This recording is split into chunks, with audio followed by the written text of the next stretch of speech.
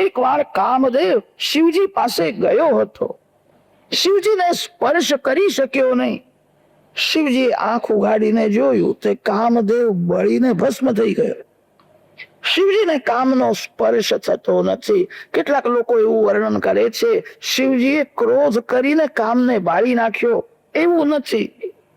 શંકર ભગવાનને એક જ વાર ક્રોધ આવે છે, પ્રલય કાળમાં જ્યારે જગતનો વિનાશ કરે છે. શિવ અતિ શાંત છે. ભાગવતમાં એવું વર્ણન છે, કસ્તમ ચરાચર ગુરુમ નિર્વૈરમ શાંત વિગ્રહમ. અતિ શાંતિ એ જ શિવ છે. શિવજીને ક્રોધ આવતો જ નથી, અને કદાચ શંકર ભગવાનને ક્રોધ આવે તો જગતમાં કોઈ બાકી રહે જ નહીં.